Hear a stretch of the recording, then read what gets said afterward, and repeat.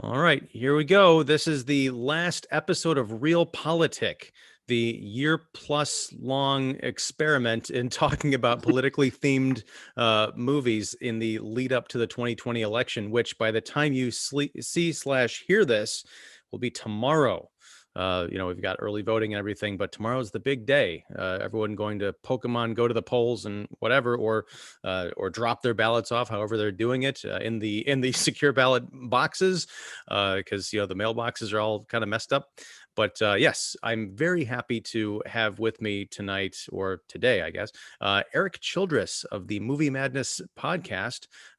This is a big thrill, and the reason we're talking about the film we're going to discuss today, which is Lincoln, 2012's Lincoln, directed by Steven Spielberg. I don't remember what movie we were talking about. It was sometime either early this year or late last year. It could have been a decade ago, because that's how 2020 is going. But we were talking about politics or something, and you had asked if I'd seen Lincoln, or maybe you referenced a character in Lincoln, and I was like, I've never seen it before. And you're like, you have to see Lincoln, especially if you're talking political movies. So yeah, I'm happy that you could join me, and yeah, welcome. Yeah, I think it was on our Forrest Gump Was that episode. it? Okay. That might have been what I might have referenced. I don't know if we did it on the show or not, but it might have maybe afterwards when you were pitching this idea to me. And yeah, I was pretty heavy into the political moment, if you will, have been for the last 4 years. So you mix that with movies, and I'm definitely down for it. Cool. And what a film to end on, because Hmm. it's almost karmic, because at the was it, I think it was the last presidential debate, when President Trump referred to himself as the was it the he compared himself to Abraham Lincoln. Um, Yeah, he said no one has done more for Black people, with the possible exception of Abraham Lincoln. Even he wasn't sure if he should grant himself number one authority over Honest Abe. You know, yeah. amazing. Yeah, it's quite the claim. But we'll let the historians decide the veracity of that claim. But for right now, we're gonna we're gonna look at what Mr. Spielberg had to say about Lincoln. Now, the first time I watched this movie was this afternoon. I finished it about 2 hours ago. Wow. Okay. Yeah, and it's funny because this morning I watched the movie Recount, which was about the 2000 election, Mm-hmm. and both movies share an actor. Bruce McGill showed up in both films, kind of Oh, a okay. character actor, and he was like an enforcer for the Republicans in Recount, and here he had like one scene. I don't remember who he was, but yeah, it was just kind of He's one of well, those moments. he's commanding the forces for the war. Was he? Okay. Yeah. So yeah, it was kind of weird to see him. I had to do a double take. I'm like, maybe I'm just watching too many political movies, but that was him. So I hadn't seen the movie for whatever reason. I skipped it in 2012, and I'm kind of regretting that I did, because I feel like this is a movie that you can watch on a laptop, but on a big screen, I think the grandeur of Spielberg's vision would have come across, and Daniel Day-Lewis's portrayal of Abraham Lincoln would have been even larger than life. There's a reason he is one of our most beloved actors, and I think this is a prime example of a great performance. That it's weird, but I felt like I was watching the drawing that I've seen, or the etching I've seen on pennies and on currency, actually come to life. The resemblance is so Yeah. uncanny. But what did you think of Lincoln? Did you see it? You caught it in the theaters. What do you make of it? What's your high level thoughts before we kind of dive into it? Well, I saw it at the press screening whenever they had that sometime in November of that year. And yeah, I mean, it was a project that had been talked about for a long time with Spielberg. As if you go through his history, there's a lot of projects that fall away, and there's some that gestate for many years. Lincoln was one of them, and I mean, there was a period of time where Liam Neeson was going to play Abraham Lincoln for him, sort of a return with Schindler's List, and eventually it got to Daniel Day Lewis, and fast forward ahead, ultimately won him his third Oscar. And I mean, sometimes I'm a Spielberg guy. Okay, so I can find positives even in flawed movies. And sometimes when he does something with this kind of grandeur and this kind of weight behind it, sometimes it can fall towards his Spielbergian tendencies, and this one certainly has many of those.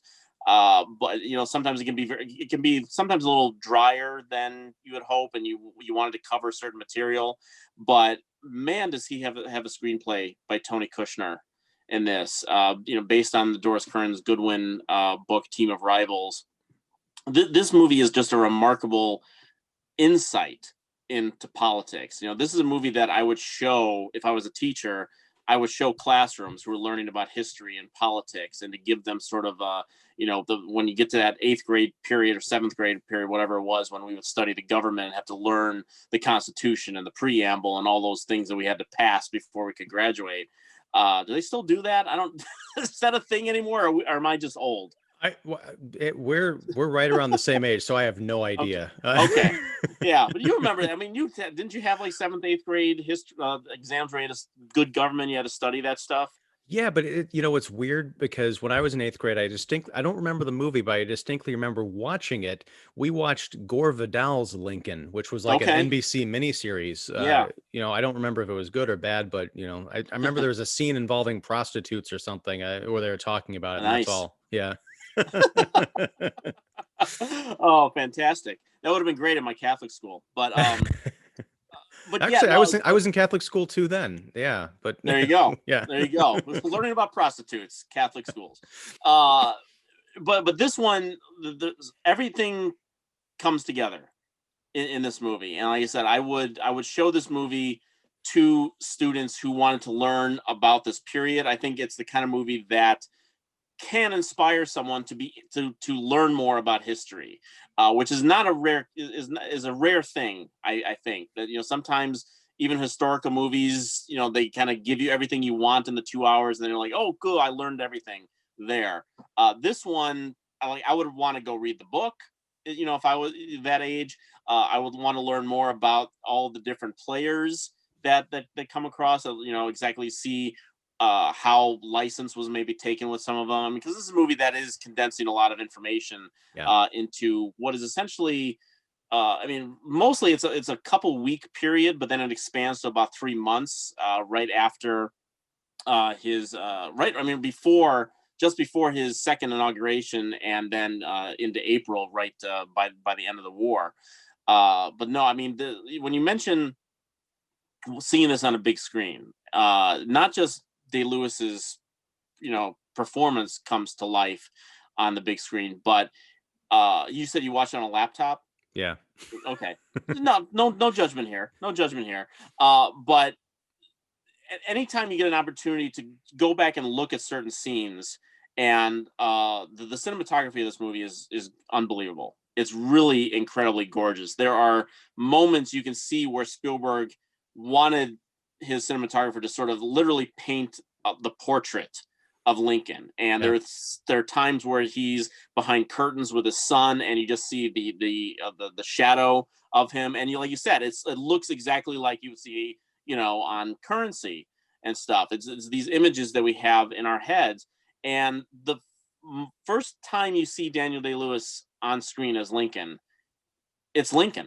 It's like you've literally been launched into the past, and you're watching, I think, one of the most amazing meldings of performance and makeup wizardry that's ever been put on screen. And it's also kind of weird because you always think of him as the president, and you think of presidents as just like being behind the desk or that kind of, in, chambers and things.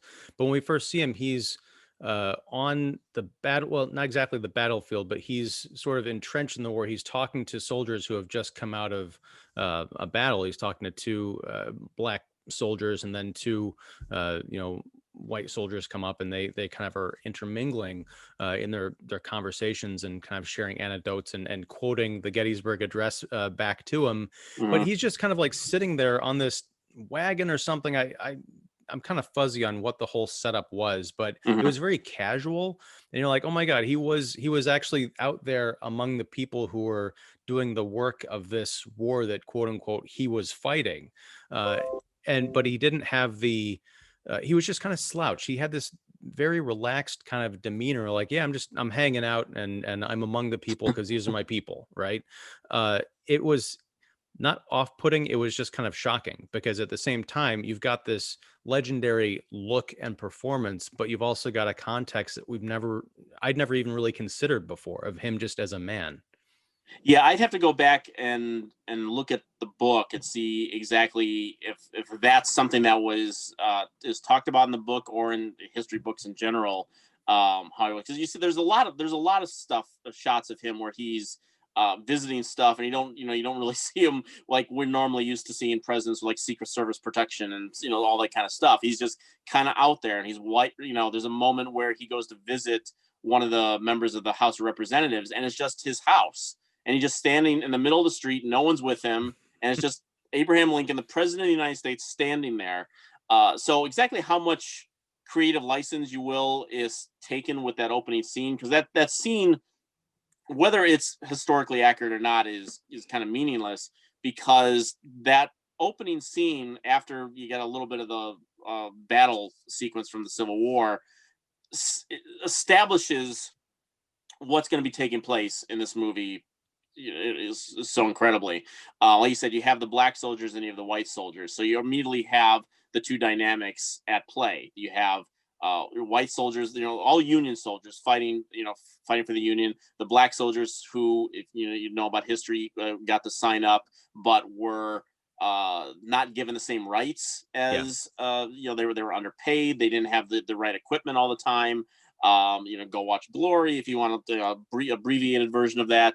But the most important context of that scene is the Gettysburg Address moment, because Lincoln's there and he's joking, and the white characters, Dane DeHaan and Lucas Haas, you can't get more whiter than that, are they're repeating. They know the address and they're saying it, but they're saying it like the kid in seventh grade who's just like, and then we did this, and then we had they know the words, but they don't know the music.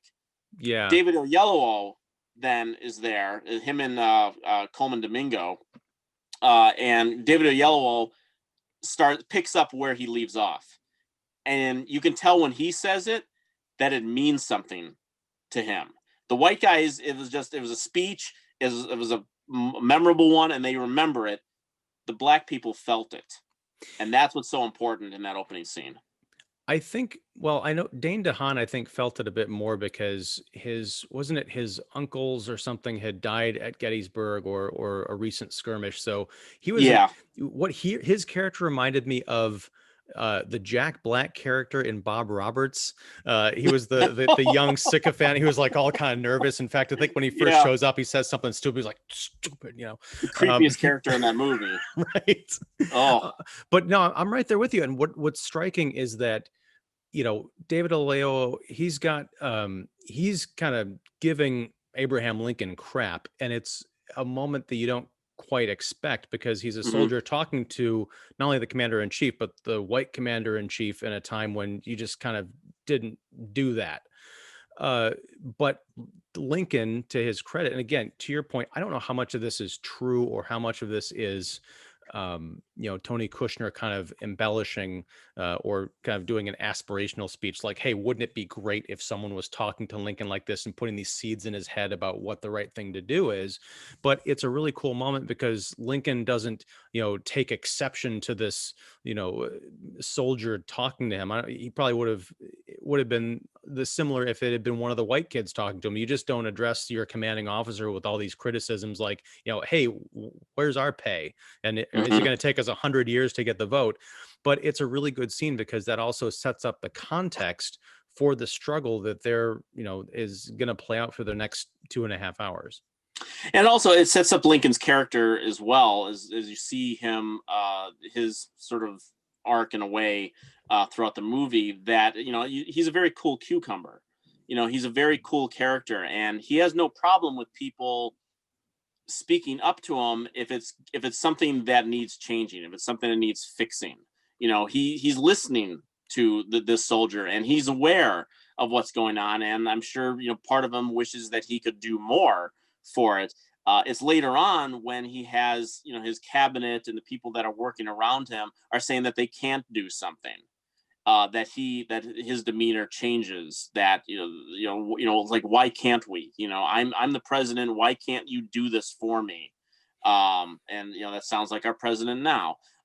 But in Lincoln's case, it was for the sake of something obviously a lot more righteous and good. So and you feel those moments. You feel those moments where he's being surrounded by people who just either don't have the nerve to do it, they have other political motivations not to do it, or they just don't want to. And when you see Lincoln get angry in those scenes, it has even a greater power, because you see just how cool he is throughout the movie, telling his little stories and all this stuff. He's a very personable person, and when he talks to the soldiers, he talks to the Adam Driver, the telegraph people, and he wants to know about them. He speaks to people like people.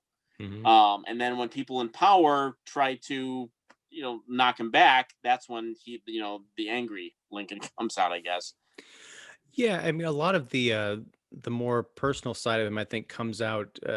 He reserves that for when he's alone with Mary Todd, played by Sally Field, Hmm. and that's, boy, all of the family dynamic stuff was really hard to watch because it was so contentious. I mean, he had a young son, Tad, he had lost the middle child, and he had the older son, played by Joseph Gordon-Levitt, who was he in law school at Harvard or something? He was He was coming in home. school, yeah. Yeah, but he really wanted to join the fight, and the Lincolns were very much like, no, we know what this war is and how bad it is, and even if it's coming to an end, we don't want you anywhere near it because we're not going to lose another Mhm. son. But you also had Mary Todd, who had her own sort of mental issues due to like medical health problems, and that was a very again, it's a marriage that's sort of falling apart, but I guess I should say it should be falling apart, but they are so determined to stick it out in their own weird ways that all the emotion that you don't see in Lincoln while he's doing politics, you see when the doors are closed. Yeah, it's a great contrast, but man, I was really uncomfortable during those parts, especially because Sally Field was so good in the role. I'm like, when she's talking about how you're just going to lock me up in the asylum again, I'm like, maybe there's a reason we're watching the 4 years in version of this movie and not the Mhm. not the prequel, the lead up to this, because that would Right. have been just like a horror show. Yeah, and those scenes are incredibly important too. Normally in any movie like this, when you you have so many movies, and it doesn't have to be political. It could be, they could be cops or whatever it is. It's always uh, the guy, the lead character, who's really good at his job, but he's always at his job. Yeah. And he doesn't have the time for the family, and then you have those fights with the family and the wife, and you're never home enough, and you don't pay attention to us, and I'm taking my kids to the sisters, all that kind of stuff. But here it's more important for two reasons. One, as you mentioned, the health problems that Sally Field has, that's a problem that Lincoln can't solve. Yeah. That's something that's beyond his control. So he has to just manage it the best way he can by being the best man, best husband he possibly can in those moments. But two, the stuff with the sons are part of the political stuff that we're probably going to get into, because this is a movie. Politics in general, and like I said, this movie does it so well, is all about the choices. And sometimes that you have the best option here, but there's also this other option, and if you do this, then this might get destroyed. And something is always going to affect the other, and you may not mean it to, and you may not want it to, but it's inevitable. And that's the thing that's, I think, a lot of people don't understand about politics, when they just go to the I don't want the government getting involved with this because they screw it up, or all politicians are liars and they can't be trusted. There's a greater dynamic that goes into politics uh, than I think people really want to give it credit for. Even just looking at this garbage that's going on now with the stimulus package and stuff that they're trying to solve. I mean, you can imagine that there. I mean, well, we know that there's unethical people on one side that don't really care. We maybe don't want to get into that too much, but in a normal democracy, people, one side would be fighting for this much, and the other side would say like, well, I can't give you this, but give me this, and then you can have a bit of this, and it's all pieces and crumbs, and then everyone leaves with something, but not everything, and then we are all pissed Yeah. about it, and that's politics, and you see that here, that as clean as people want in their sort of the Capra-esque politics that we want out of this world, it's a dirty business, and Lincoln shows that. Lincoln's hands are not clean in what was going on at that time. And there's two things I want to address there.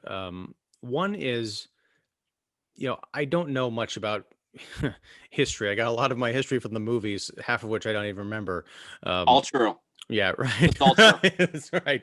Um, but no, I've heard, one of the criticisms of Lincoln is that he was not this anti-slavery crusader and that he made some compromises. I've heard so much to go as far as to say he didn't really care about the slavery issue except for what it was doing, to the country. But in this movie, it's more of like he was trying to do the moral, the right, upstanding thing by, people who were, enslaved and being treated horribly. I'm fine with letting that go, but I don't know how much of this particular historical lens was focused on the truth rather than just the simpler, more uplifting version of the truth.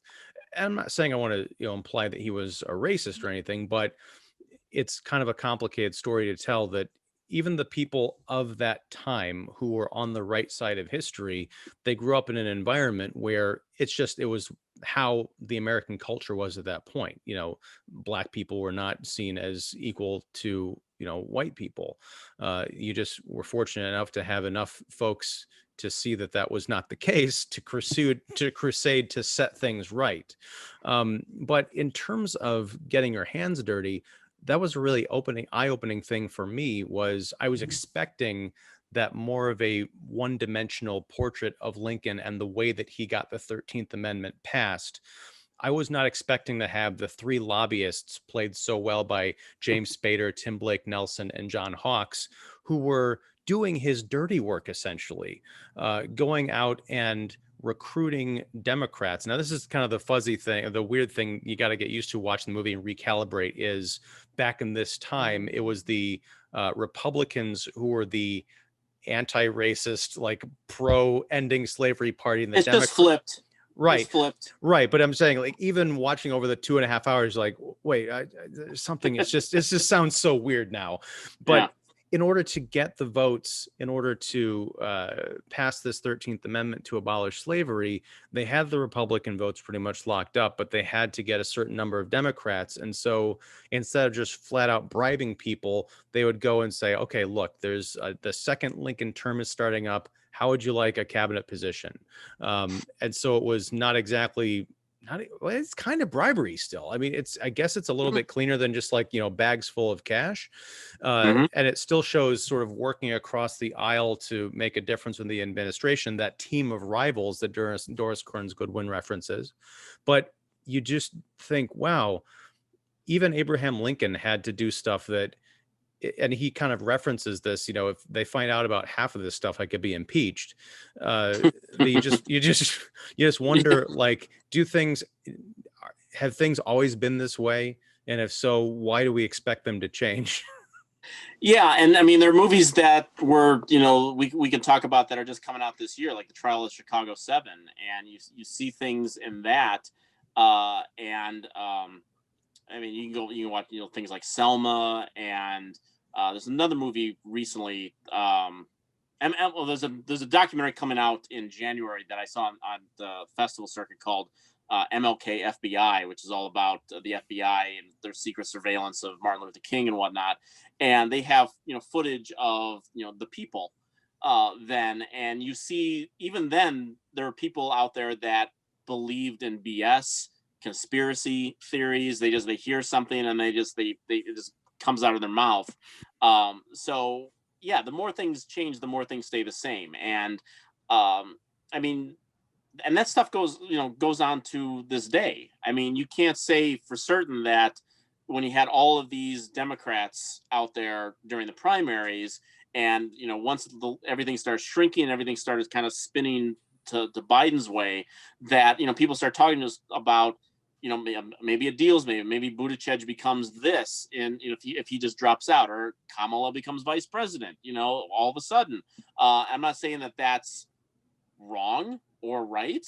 It's the way it is. And I mean, the Republican Democrat thing, you have to do a lot of reading on that to see exactly where the change, because if you just look at it one way, it almost seems like a wrestling storyline. It's like the Republicans were the good guys and now they're the bad guys. It just flipped at some point.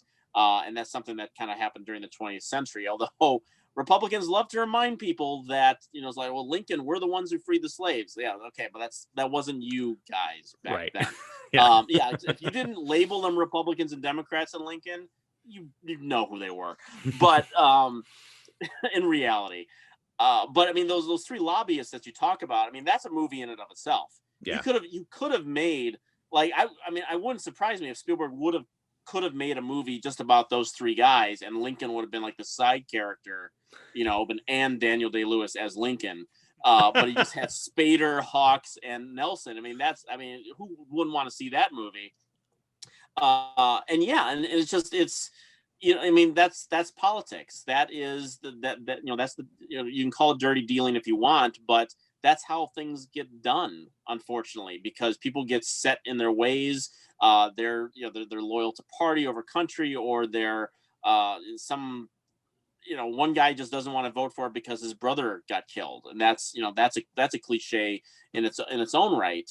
And yeah, it's a remarkable foray, and it's a remarkable magnifying glass into what goes into something as broad as something as broad as the 13th Amendment, that is simply about decency, just about humanity and decency. And I don't know if this is where it comes from, but I've been saying for a long time, especially since this whole nightmare has happened over the last 4 years, that everything in politics could be solved if everyone was just decent.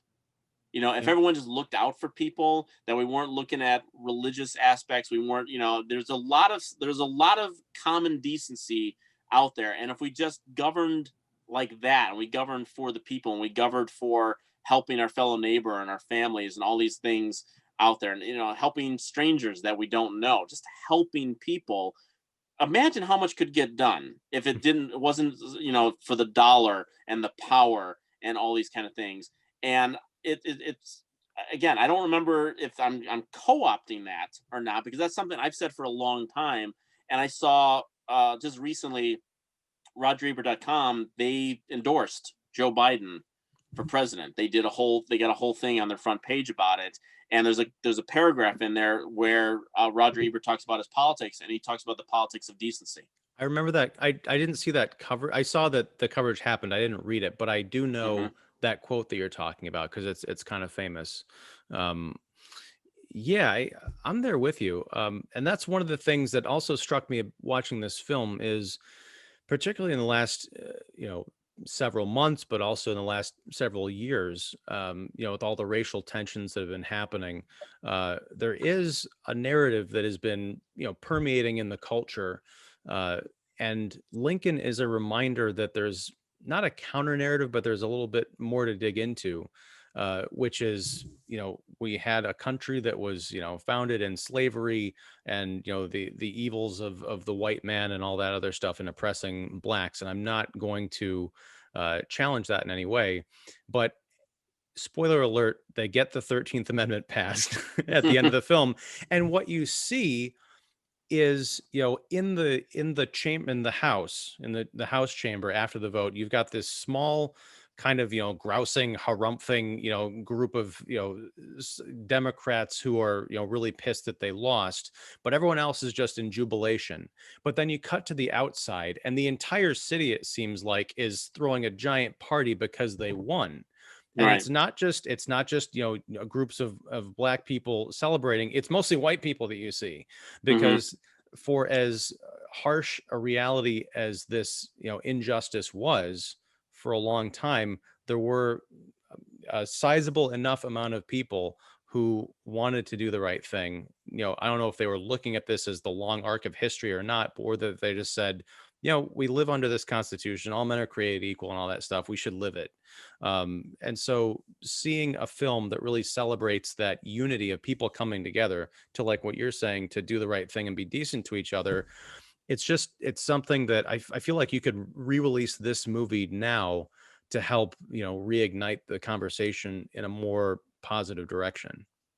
Yeah, and that scene that you mentioned, when after they do pass and you cut to the outside shot and everyone's throwing their hats in the air and all that kind of stuff, I think is actually a contribution to one of the many gray areas of that the movie explores, because you can't really say definitively if those people outside are cheering because blacks have just won their freedom within the law, not so much the equality of man, because that's a whole That other yeah, compromising deal. that was a great Yeah. detail about, like, because Tommy Lee Jones, who played Thaddeus Stevens, Hmm. there was a great bit of controversy when it was coming to him endorsing his the position of, I guess, his party or his advocacy, whatever. The uh, progressive view, the if you will. progressive view, Yeah. yes. Get up and just say that you believe in, black and white equality under the law, but not racial equality. Like, Right. oh my god, yeah. There's Yeah. compromise to the very end. Yeah. I mean, we can definitely get back to that moment, and I very much want to. Yeah, But sorry, go ahead, finish your point. yeah, no, no, no. But I was saying that the people on the outside, whether they were applauding for the rights of black people, or if they're applauding because now they think that the war is going to be over, because that's what the 13th Amendment was essentially going to be about. And that was the one of the key struggles in getting it done in everyone's mindset, because there's the whole, and it's so beautifully handled with Tony Kushner, that we're constantly reminded that people are happy to have the war stopped, and if it takes the 13th Amendment to do that, great. But if the war is going to be stopped before the 13th Amendment, then forget it. Then we want the war to stop. Like, there's that great scene with Bill Camp, and I think it's Elizabeth Marvel actually in in Lincoln's office there, and David Strathairn asks him flat out, what's the deal with that? And they're like, well, then we don't want the 13th Amendment. And they ask Bill Camp why, and he says Yeah. what he says, and it's just, oh god, it's brutal.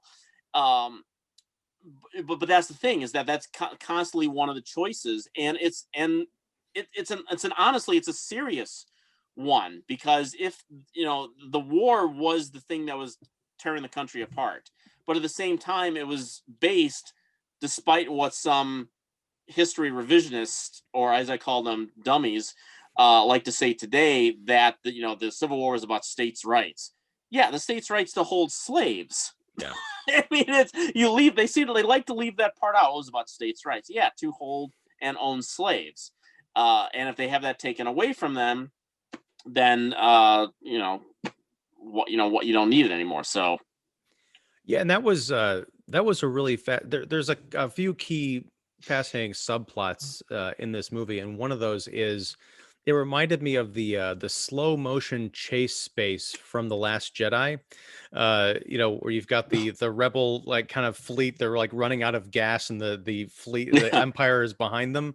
huh. There's three delegates from the Confederacy who are trying to make their way to, I guess, Washington or some Yeah. point, to hammer out the a negotiation for peace. But Lincoln's got to try and keep them at bay so that he can work on getting the 13th Amendment passed, for the exact reason that you just stated. If the war ends before that passes, then there's, quote unquote, no reason to free the slaves. Right. And that's, it's fascinating. And you've got, of course, Jackie Earl Haley playing the vice president of the Confederacy. Yeah. At first I thought he was more of just like kind of a cartoon character. Like, there are very few actors that you could get there. You're like, yep, that makes total sense. Hmm. But his scene after the 13th is passed and he meets with Lincoln, like almost the kind of the pre-surrender conditions, he makes his case, and you can really see that he believes in this, and he Yeah. represents a point of view that believes in this. So yes, I understand what you're saying about the states' rights thing being kind of a joke because it's a cover for owning slaves, but it really is about it's also about people believing that their way of life is being impeded upon by this kind of faraway federal government that doesn't understand their culture and values and all that stuff. And I think Jackie Earle Haley sells that point of view, even if, I don't I don't buy it. Well, right. Well, that's the whole, that, I mean, that's sort of the great, actors talk about that all the time, is that, to play a great villain, you have to be someone who believes in their point of view. You have to believe that you're the good guy, essentially. And Jackie Earle Haley's scene is great when he lays that out. And not that it's going to convince us in any way, but he has to believe that. And then, you go back to what you were saying about the war, how that plays into the politics of it all. And that's why the scenes with Sally Field are so important, because now Lincoln has to think about ending the war to keep his son alive. That his family is about to fall apart over the grief that that he's kind of suppressed, because again, his thought is like, I can't do anything. I can't do anything about this.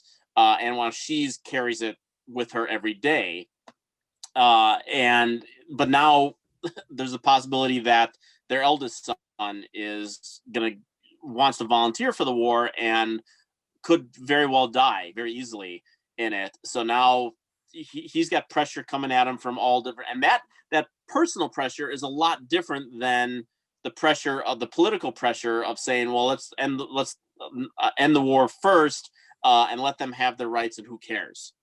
That personal pressure is weighs a lot more on Lincoln, obviously, than the political pressure, and that's why he gets so angry at them.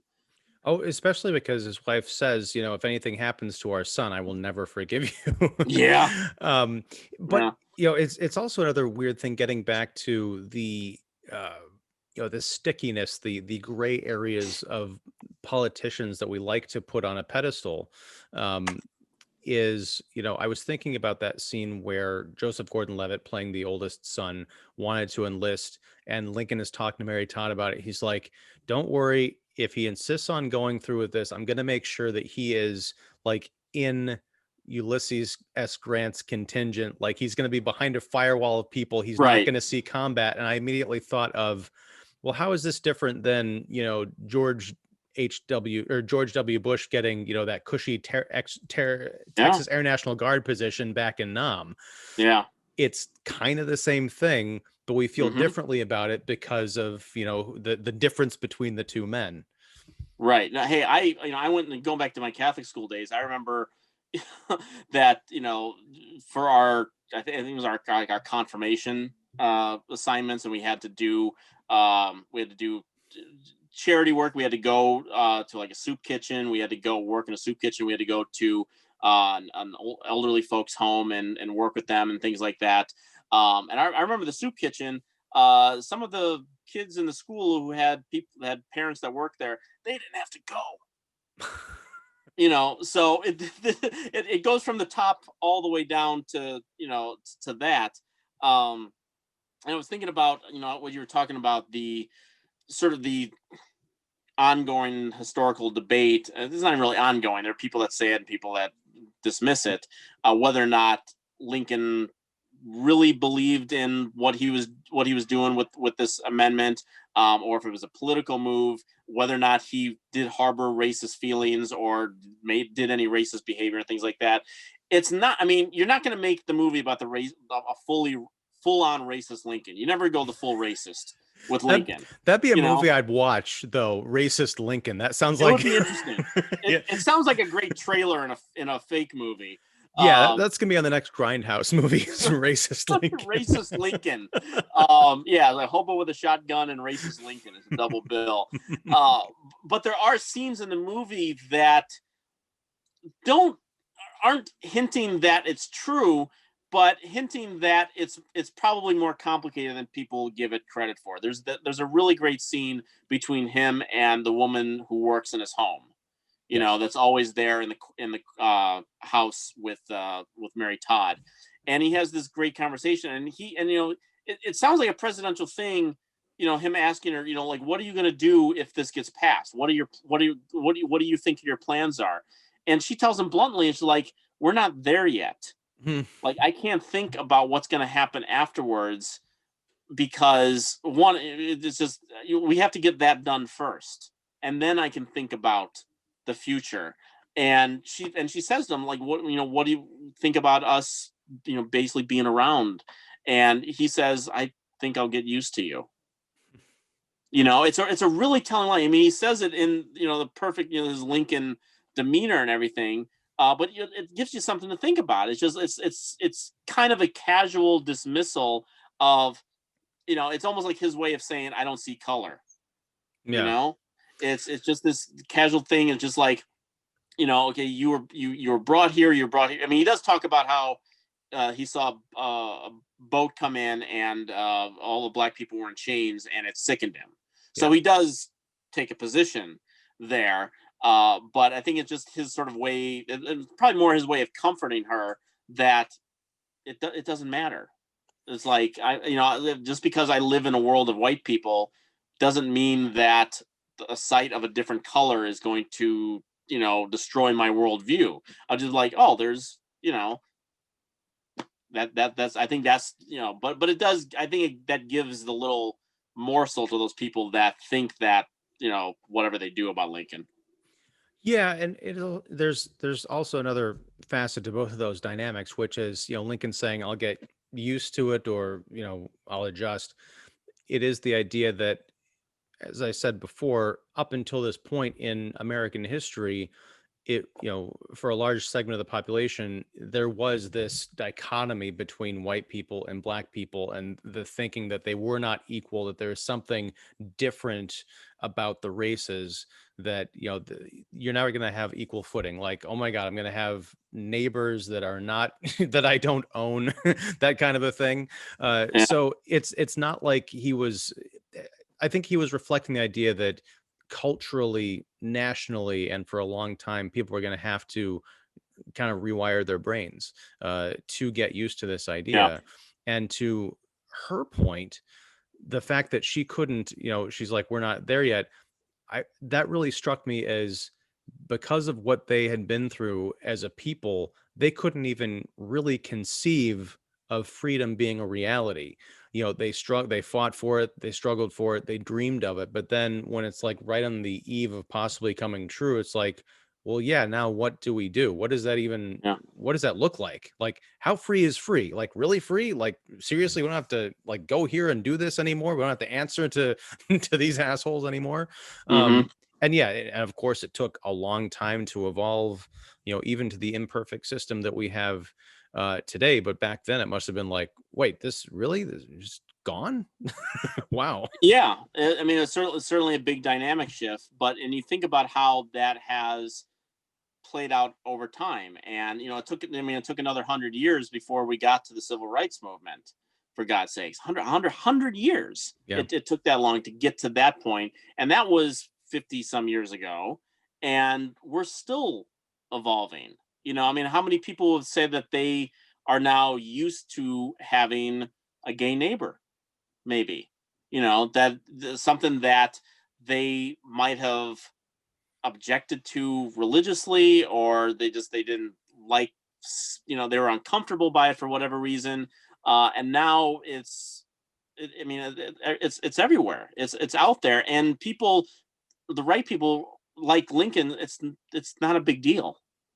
Well, but you bring up a great point, particularly with the gay issue, because it feels like modern civil rights struggles we're sort of eating them up and spitting them out at a greater rate. Because if you think about the year that Lincoln came out, 2012, I believe Obama was still in the mode of, civil unions don't really approve of quote unquote gay marriage. I think he didn't come around on that until like maybe 2013, 2014. But now it almost feels like 50 years ago, Yeah. because we've had gay marriage. It's been a thing for a few years. And, I'm going to bring up the commander in chief right now, but he was actually the first Republican to have, at the convention to fly the pride flag, which whatever you might think about that as like a political move or whatever, it still was unprecedented.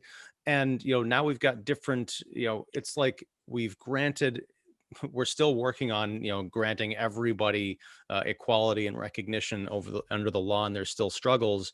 But I feel like we're not going to have it. It isn't 100 years. It didn't take 100 years to give, once gays got the right to marry, it's not like it's going to take 100 years for them to get every kind of recognition. I think, now we're talking about people, trans people and people with disabilities and gender equality issues all over.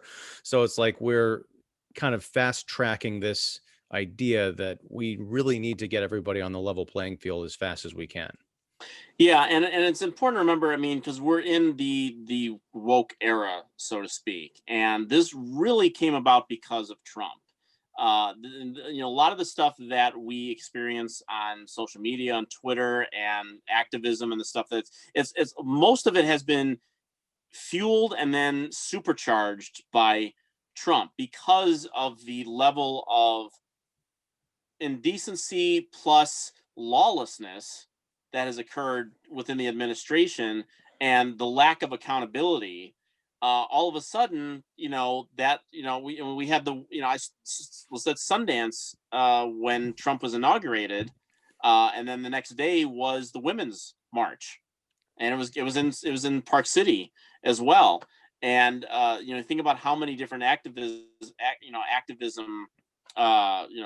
things we've had going on, and the Me Too movement came on. I mean, we heard those stories for years, but all of a sudden everything was accelerated. And it was like everything, because we knew somehow that like Trump was getting away with it, so we're not going to let anyone else get away with this stuff. So everything got supercharged, and I think in some cases it gets overcharged. And I think because people are so hungry for justice that sometimes they'll go past, they'll shoot past everything that we should stand for and believe in, as far as the rule of law and all these things, that we shoot past things because we want to see justice done. And it's because it's not happening with this administration. And I think that's why a movie like this, politics can suck. It just does. And but sometimes you have to know how to massage the argument to get to the other side. Sometimes you have to get your hands dirty, most often, to do the right thing. Yeah, and I think that's where some people get tripped up, is getting your hands dirty versus bathing them in blood. It's kind of that slippery slope argument. You can really lose yourself. And I think that's why there's so much distrust of politicians. It's the classic story of, I ran for local office because I wanted to make a difference. And now I'm, vice president or Congress or whatever. And, I've got all these scandals and things.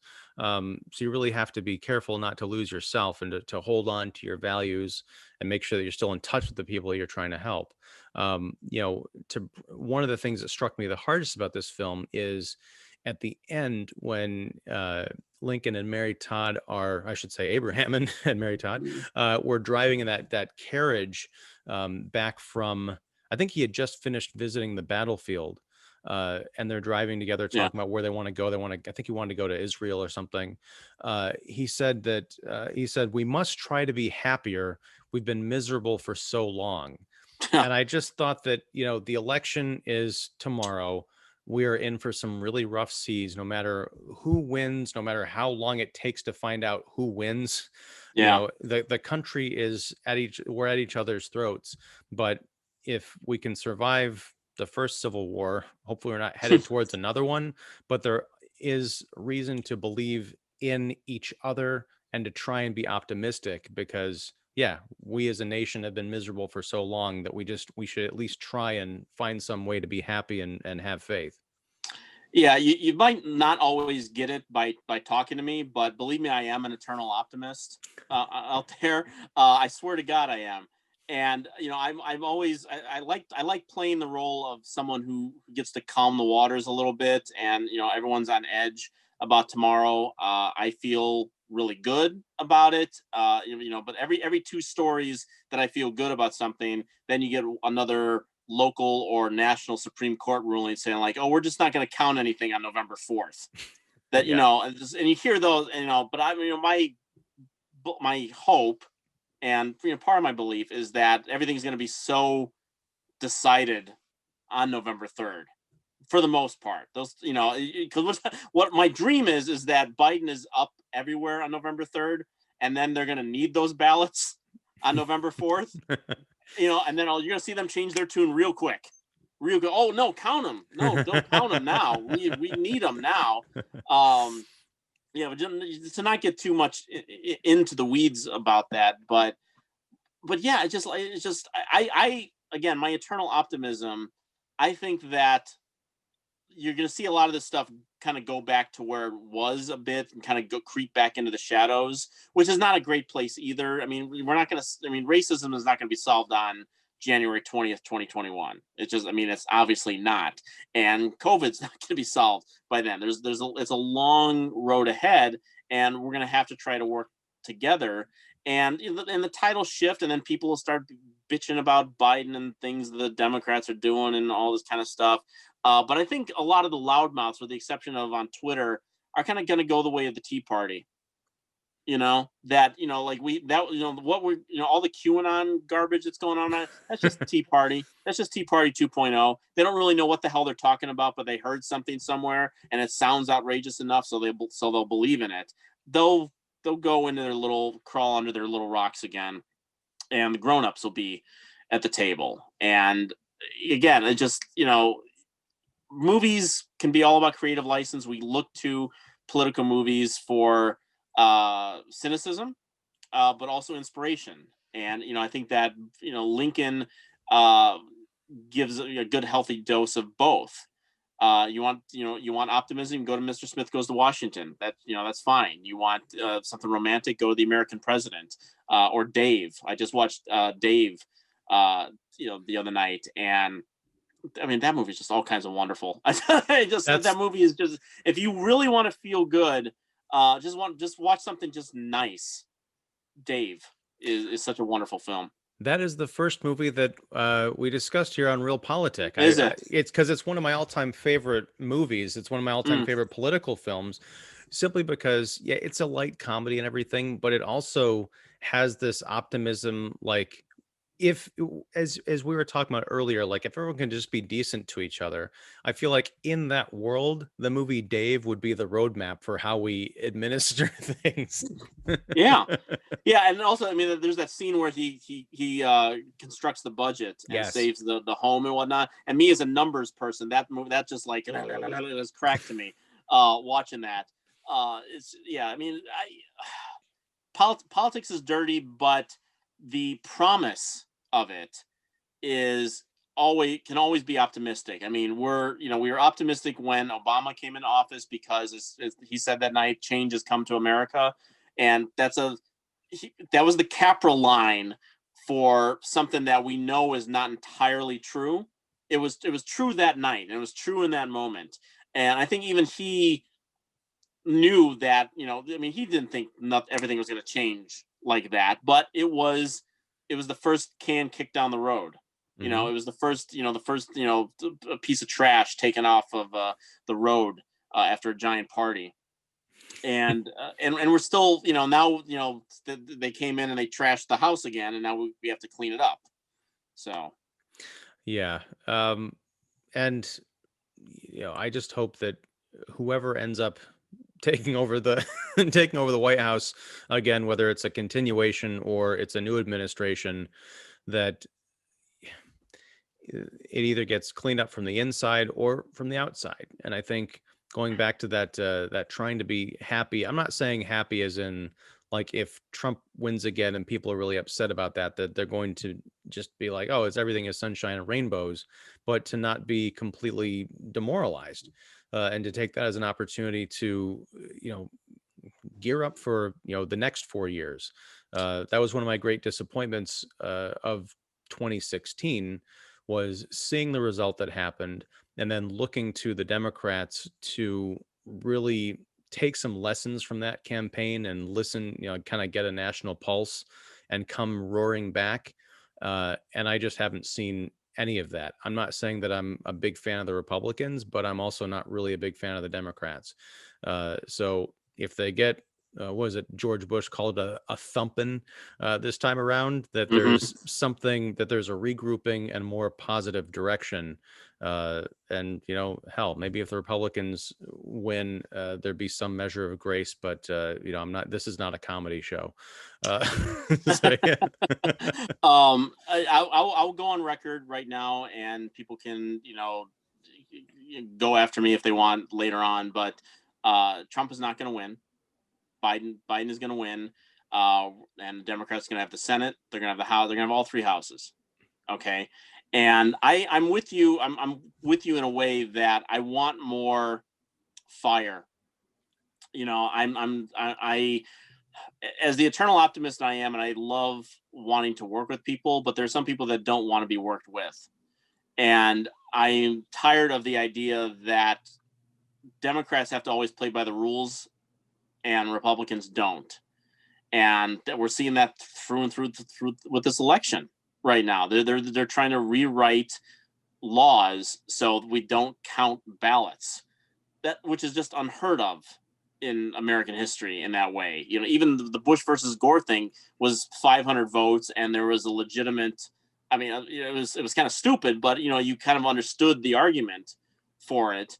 Now they're just trying to just cut people off after saying, like, no, if you get the stuff in, get it in the mail by this date, and it arrives afterwards, you'll be fine. And then those people who are told that are now being told, like, no, if it doesn't arrive, sorry, we might not count your ballot. So I want to see more fire under leadership. I want to see a lot of less caring what the other side thinks at this point, because they have shown nothing over the last 4 years to earn the opportunity for conversation, for compromise anymore. This is, I don't want to go saying this is war, but this is the revolution part, not in a Bernie Sanders kind of way, in an America kind of way. And we have to take this country back from the people that don't believe in it. And what it stands for, and whether they're Russian agents or what. In the movie, the entire cabal would be a body snatchers movie. There was that Mary Elizabeth Winstead show on CBS a couple years ago where like all the Republicans had like spiders in their brains or something like that. I don't know if You I remember remember that show? No, I don't think so. It was very short lived, but it was basically a body snatchers TV show where everyone in Washington were basically controlled by aliens, and that's why they were so terrible. But that's what it feels like, is that there's no room for compromise. They go back on their ideals, and not ideals in the pursuit of something good. It's all selfish pursuits. It's pursuits of money. It's pursuits of power. It only suits them. People who are there to represent states or communities are only in it for themselves. They're only in it for their coil in Washington and what they're able to get out of the coffer there. Whether the people back home suffer or they're doing anything, it doesn't matter. So I'm done with that conversation. Go in there and scorch the earth, as far as I'm concerned. Yeah, I'm kind of there with you. I would add, though, that it is not strictly a partisan issue. I mean, there are people who are playing all sorts of games on both sides of the aisle.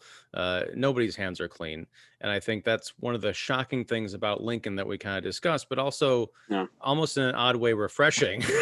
That, it's all just kind of a matter of proportion, I think, and what to your point, what the ultimate goal is. If they're fighting for something that's just, and they have to do compromises or deals that would be possibly seen as unscrupulous in order to achieve a noble aim, or if they're just trying to enrich themselves, that's the problem. But yeah, I think tomorrow's gonna be interesting, and so the next several weeks. If it takes that, I don't know how long it's going to take to figure this out, because even in a landslide situation on either side, if that happens, you're going to have a contested election, because everyone's gonna be like, no, this was rigged, or this was fixed, or, how do these numbers don't make sense? I can see a 2000 repeat, very easily. But I just hope that in the meantime, we still have some matter of decorum and infrastructure left, that the Is it country doesn't burn infrastructure itself week down. already? Yeah. Yeah. But I think, to get back to your point, what you were just saying there, I think a thing that we as voters can look at Lincoln. I'm talking about 2020 now. We as voters can look at Lincoln, that we kind of have to get our hands dirty now too, and we all have to be a little bit more like Tommy Lee Jones, Thaddeus Stevens.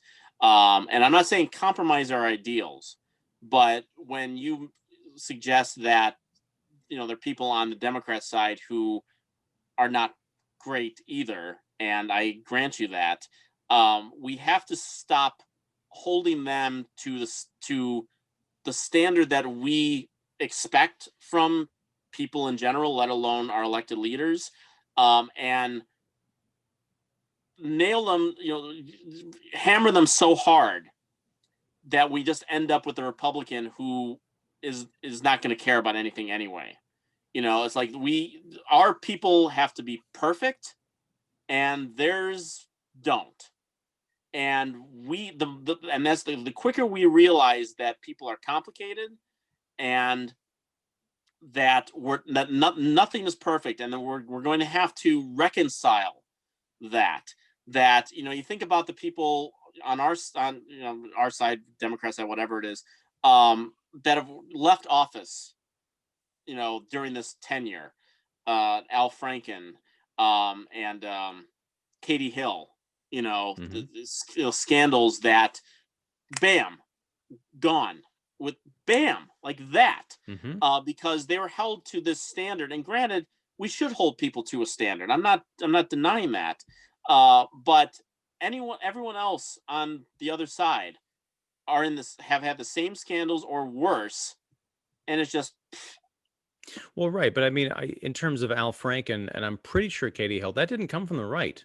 The right was definitely That's what I'm saying. that, right, and so that's kind of the thing, as far as like a bit of house cleaning that could be done on the Democratic progressive side is, and it's complicated because Al Franken was, kind of swept up in the whole Me Too thing.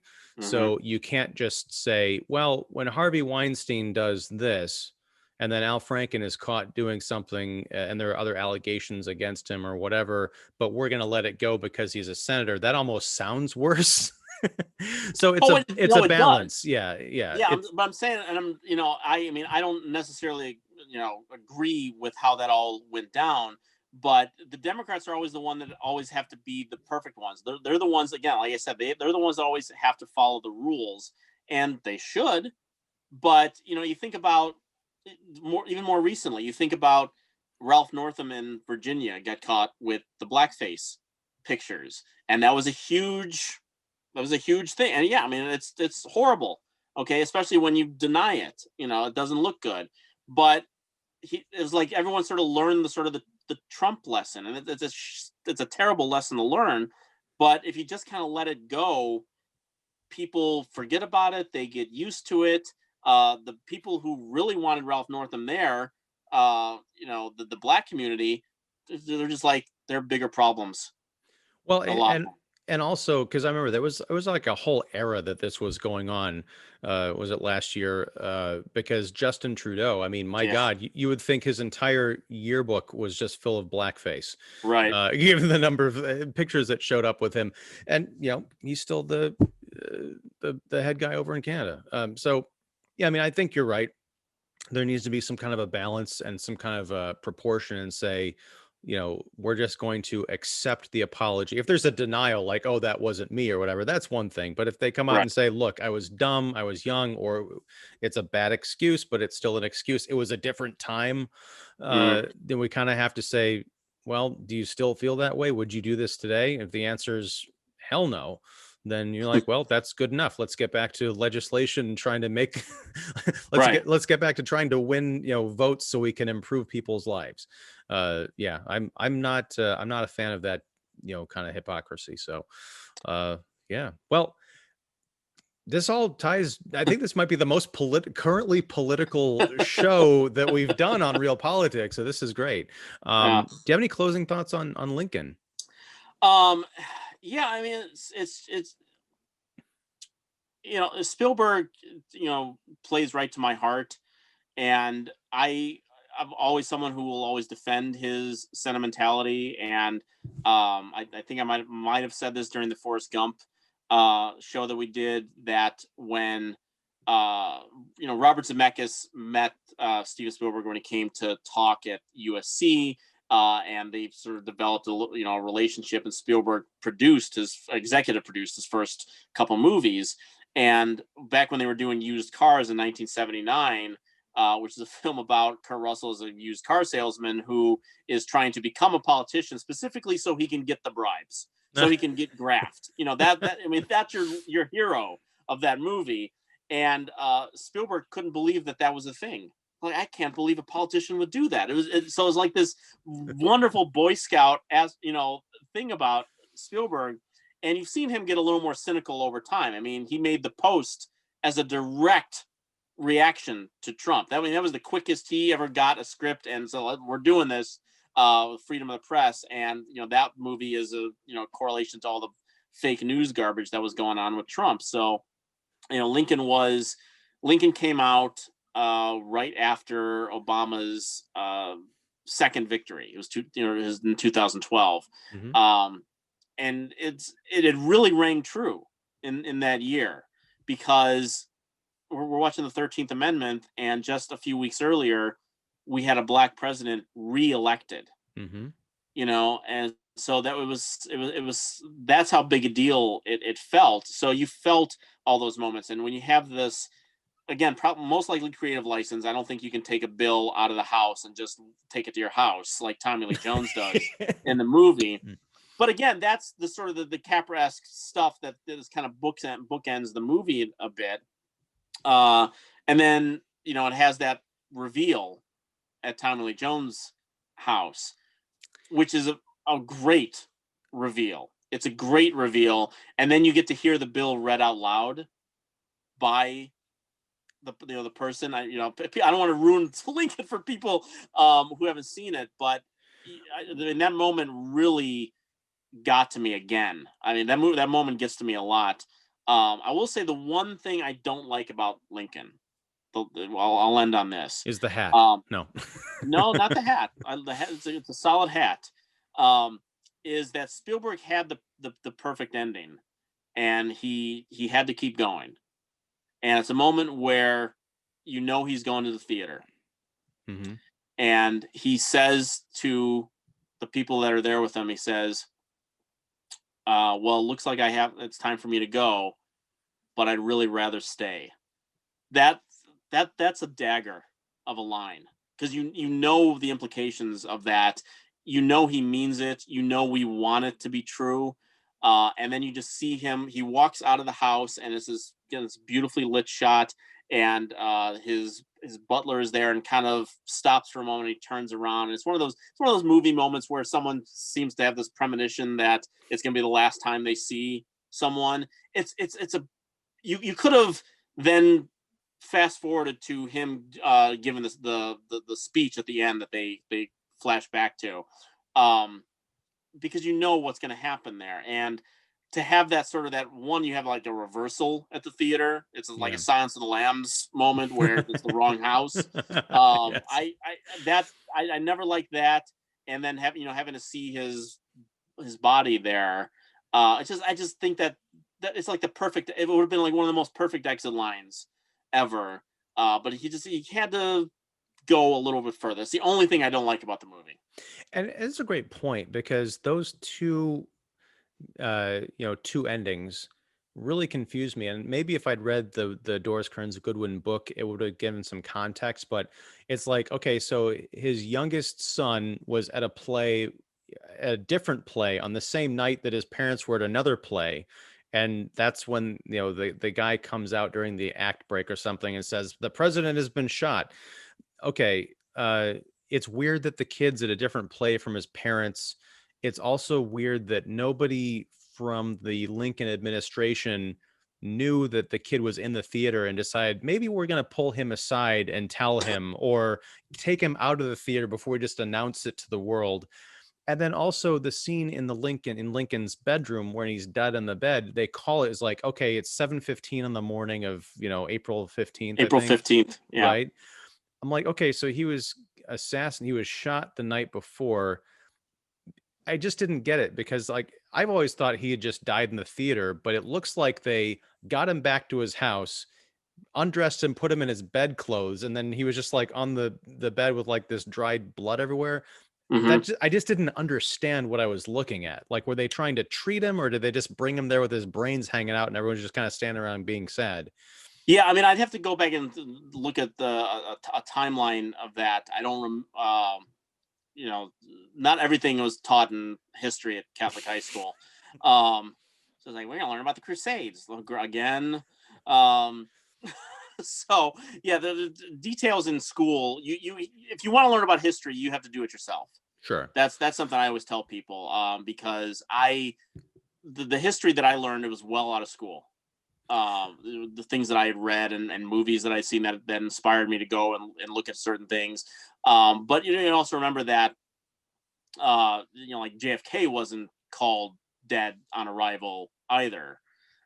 So I think when you have a president that is shot in the head, you're going to do everything you possibly can to revive that person. And back then, who knows, doctor wise, what they thought they might be able to do for him. So yeah, I'd have to go back and research that himself. But yeah, the kid in the theater. Well, I mean, the it wasn't an act break, because they just basically cut the play short. They closed the curtains, and everyone on stage is like, "Oh my God, what are you doing?" Yeah. And they close the curtains, and then the guy just comes out, and so he just has no decorum. That Right. guy, he just like maybe he didn't know Lincoln's son was in the theater. But yeah, every time I see it, I'm just like, stop the film here, stop it right here. You have it. I Anyway, agree. Now, the one other thing I want to say before I go, and I will spoil this. I don't think it ruins the movie, but when Tommy Lee Jones's character takes the bill home, yeah, we realize that he kind of hands it to his maid and says, "You should read this," and she does, and then it cuts to them being in bed together, and you realize, oh, they're a thing. They've been a secret couple for a long time. yeah. My 2020 vision, well, not to say I have 2020 vision, but the looking through the lens of 2020 and Yeah. thinking about things like Me Too and racial issues and all that, and the power dynamic of gender, I'm thinking, okay, she does work for him. She's black and he's like a free white man. You also think of like the historical context of like Thomas Jefferson and Sally Mhm. Hemings and all this stuff. Did this start out as a consensual relationship? Mm. What is that? Did they fall in love? Is this like the movie Passengers with Jennifer Oh Lawrence? no, no, no! Back up, back up! No mention of passengers. No mention of passengers. But no, I'm just thinking of that. Like, I could see someone in 2012 watching that and be like, "Oh my God, that's so cool!" And I could see someone in like 2016 or 2020 watching that and be Yeah. like, "Oh, I don't know how I feel about that." Yeah, no, it's a fair point. It's definitely a fair point. And most people who would look at that would maybe have a more extreme reaction. You sort of did the nice version of it, but more people have an extreme reaction without then doing the research. Like you Right. say that, I immediately want to go online and look up and learn more about Thaddeus Stevens and see historically if there's something there to what you're saying. If people have said that, if there's any truth to it, or if there really was like this secret loving, like relationship. Because when he walks in, he smiles and he says, "Gift for you." And it's a powerful moment. It's even more it's accentuated by the fact that you realize that this is something that he's been hiding, and it's something that it's the reason that has fueled him. So when I see that, I read it as they've been together for a long time, that this is the thing that's been motivating him. He says it at one point. He says, I've been working my entire life on this amendment, getting this done. And he says, and there's so why would you be surprised that there's nothing that I wouldn't say to make that happen? He's referring to him, the rule of law versus, you know, racial equality. And again, it's a dirty moment for politics, but it's a true one. It's because the end game is the important part. And if you're gonna go, if you have to go baby steps to get it, so be it. You know, you take one step, let someone else take the other step. You know, 100 years or however many years before, you know, they got to, you know, the right to vote. You know, there's I mean, it's even a funny moment in the House chamber where they say, "What are we going to give women the right to vote?" And they're like, "No, harum, harum, harum, harum, harum." You know, we don't need any science fiction around here. This is the House. Yeah. Right. Exactly. Exactly. Yeah. And I totally see what you're saying. It was, and it's not even something I really thought too much about because I wasn't doubting the sincerity of the relationship. It's just that with all of this newer context we've had in the last few years of things to think about, and like putting a different lens on historical things, like, oh, that's probably fine, maybe it wasn't so fine, Right. but maybe it was. And how much of that was just Spielberg's license of saying, I'd like to believe that they were, you know, an equal couple behind closed doors. And talking about a spin-off movie I'd like to see something about that couple and what that was like, you know, trying to hide that relationship and also foster a relationship of two vastly different cultures, especially at that point. But, you know, I don't know, maybe that'll be Spielberg's project for another day. Thaddeus, coming soon. Right. Cool, man. Well, we are really going to wrap it up this time. All right. Yeah. So thanks a lot for closing out Reelpolitik with me. I couldn't think of a better note to end on. Erik Childress, it's been a pleasure and an honor. And whatever happens tomorrow, best of luck. We will get through this together. We absolutely will. All right, man. Take care. Thank you, man. All right. Bye.